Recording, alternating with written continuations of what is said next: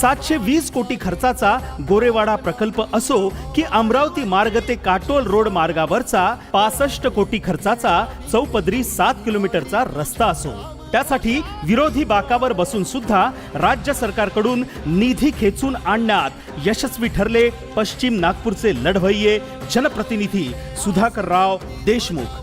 गोरेवाडा झूचा प्रकल्प गेल्या 15-20 वर्षापासून सुरू होत नव्हता। तो 720 कोटीचा प्रकल्प होता। त्याला जरी 22-24 करोड रुपये आले असले तरी माझ्या 5 वर्षाच्या कार्यकाळात त्या प्रकल्पाची सुरुवात मी करू शकलो।